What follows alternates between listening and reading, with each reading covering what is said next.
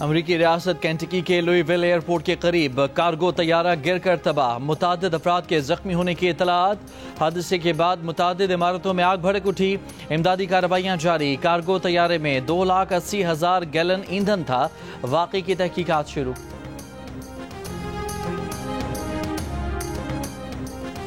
New York میں mayor کے تاریخ ساز انتخابات کے لیے ووٹنگ جاری۔ مسلم امیدوار زہران ممدانی، نیو یارک کے سابق گورنر اور آزاد امیدوار اینڈریو کومو اور ریپبلکن حریف کارٹر سلوا نے ووٹ کاسٹ کر دیا۔ نیو یارک سٹی میں 2001 کے بعد میئر کے انتخابات میں سب سے زیادہ turn out record, 14 lakh vote ڈالے جا چکے۔ پاکستانی وقت کے مطابق پولنگ صبح 7 بجے ختم ہوگی۔ ابتدائی نتائج فوری طور پر سامنے آنے کا امکان۔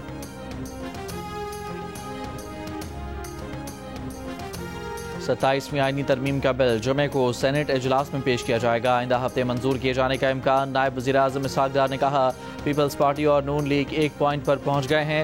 دیگر اتحادی جماعتوں MQM ANP BAP کو بھی اعتماد ملیں گے۔ بلاول نے ترمیم پر جو لکھا اس پر بات ہوئی ہے۔ 27ویں آئینی ترمیم کا عمل شفاف ہوگا، ترمیم کہیں پیچھے سے نہیں آ رہی۔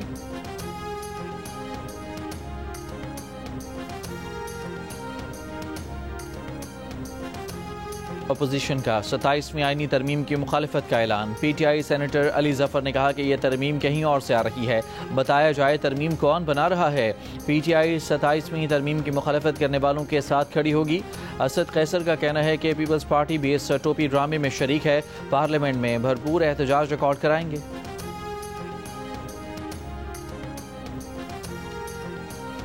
پیپلز پارٹی کی رہنما شہری رحمان نے کہا ہے کہ حکومت نے ہمارے ساتھ 27ویں آئینی ترمیم کا مسودہ شیئر کیا تو بلاول بھٹو نے کہا تھا کہ وہ اسے عوام اور پارٹی کے سامنے لے کر جائیں گے۔ جیو نیوز کے پروگرام آج عزیب خانزادہ کے ساتھ میں گفتگو میں کہا کہ NFC کے حوالے سے Peoples Party central executive committee کے اجلاس کے بعد موقف دے گی، لیکن صوبوں کے حقوق پر کوئی یک طرفہ کلہاڑی نہیں مار سکتا۔ حکومت کو کہا تھا کہ 27ویں ترمیم کا مسودہ پارلیمان میں لے آئیں، لیکن یہ طے ہوا ہے کہ یہ دونوں ایوانوں کی کمیٹی میں جائے گا۔ PTI کو اپنا موقف خود طے کرنا ہوگا۔ وہ صبح ہاں کرتے ہیں، شام کو نہ کرتے ہیں۔ انہیں چاہیے کہ کمیٹیوں میں آ کر تعمیری کام کریں۔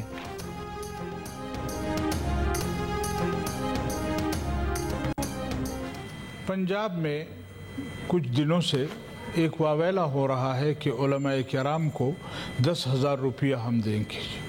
پھر جب جمعیت علماء اسلام نے اس پر کوئی تھوڑا بہت احتجاج کیا تو کہا کہ جی 25,000 دیں گے جی۔ ایک تو علماء کرام کے حوالے سے کہ کوئی سٹیٹمنٹ ہے، میں نے نہیں دیکھی بائی دی وے، کہ کوئی 10,000 روپیہ دیتے ہیں اور 25,000 دیتے ہیں، بہت ہی افسوسناک ہے۔ میں آپ کی اجازت سے senior adviser government of Punjab محترمہ سینیٹر انوشا رحمان صاحبہ سے گزارش کروں گا کہ آپ کی موجودگی کا فائدہ اٹھاتے ہوئے، آپ سینئر ایڈوائزر ہیں، سینئر منسٹر کا آپ کا درجہ ہے، تو آپ اپنی پنجاب حکومت سے یہ انفارمیشن لا کے ہاؤس میں یہ جواب ان کو پیش کریں۔ سینٹ میں JUIF کے رہنما مولانا عطاء الرحمان نے کہا کہ پنجاب میں علماء کو 10,000 روپے دینے کی بات کی گئی۔ JUI نے احتجاج کیا تو رقم بڑھا کر 25,000 کی گئی۔ ہمارا موقف پیسے دینے کا نہیں ہے۔ کیا کبھی کسی مولوی نے پیسے دینے کا مطالبہ کیا ہے؟ علماء تو دوسرے اداروں سے بہتر زندگی گزار رہے ہیں۔ نائب وزیر اعظم اسحاق ڈار نے کہا کہ پنجاب میں علماء کو 10,000 یا 25,000 دینے کا انہیں علم نہیں ہے۔ سینیٹر انوشا رحمان پنجاب حکومت سے جواب لے کر ایوان کو آگاہ کریں۔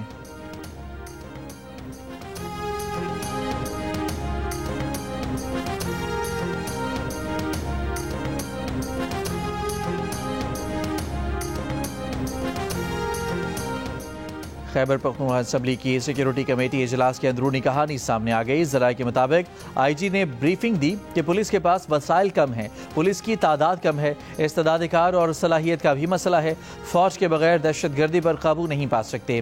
پولیس اہلکاروں کی کل تعداد تقریباً 1,30,000 ہے۔ 20 سے 30% پولیس اہلکار اعلیٰ شخصیات کی سیکیورٹی پر مامور ہیں۔ دہشت گردی کے خلاف جنگ کے لیے فعال پولیس اہلکاروں کی تعداد تقریباً 80,000 رہتی ہے، جو کم ہے۔ پولیس کو جدید ٹیکنالوجی سے آراستہ کرنے کے لیے بجٹ بھی ناکافی ہے۔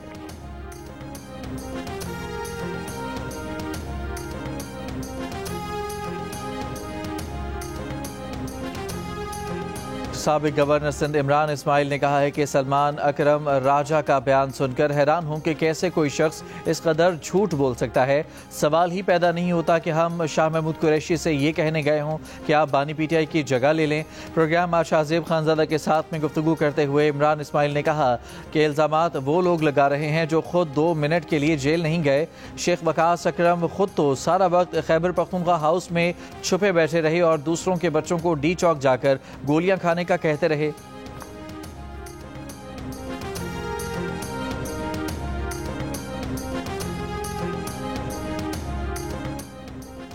کراچی کے علاقے سراب کوٹ میں کارروائی۔ رام سوامی میں شہریوں پر فائرنگ کرنے والا گارڈ گرفتار۔ ملزم ڈمپر ایسوسی ایشن کے صدر امان اللہ محسود کا گارڈ ہے۔ پیر کو ڈمپر کی ٹکر سے نوجوان کی ہلاکت کے بعد گارڈن رام سوامی میں شہریوں کے احتجاج پر ملزم نے فائرنگ کی تھی۔ ایم کیو ایم رہنما کامران فاروقی پر پیکا ایکٹ کے تحت گارڈن تھانے میں مقدمہ درج۔ پولیس کے مطابق سوشل میڈیا پر جاری ویڈیو میں کامران فاروقی نے پولیس اہلکار کو بھی زندہ جلانے کی دھمکیاں دی تھیں۔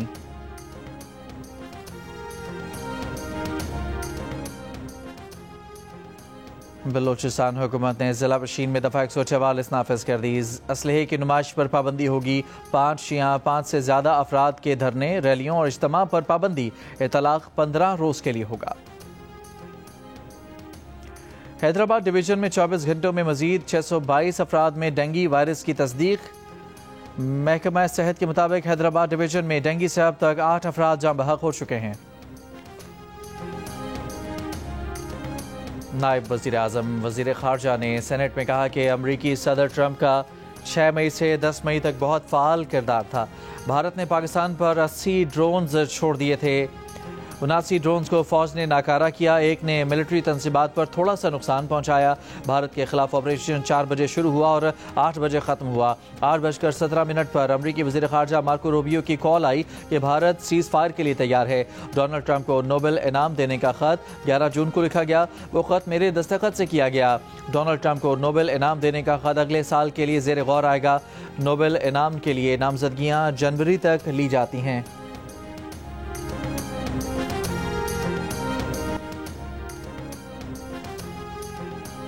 اور امریکہ کا سعودی عرب کو جدید 48 F-35 طیارے فروخت کرنے پر غور۔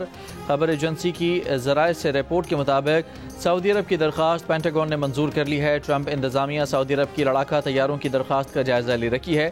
اربوں ڈالر مالیت کے معاہدے پر ٹرمپ کابینہ اور کانگریس سے حتمی منظوری لینا باقی ہے۔ معاملے پر پینٹاگون، وائٹ ہاؤس اور محکمہ خارجہ نے کوئی تبصرہ نہیں کیا۔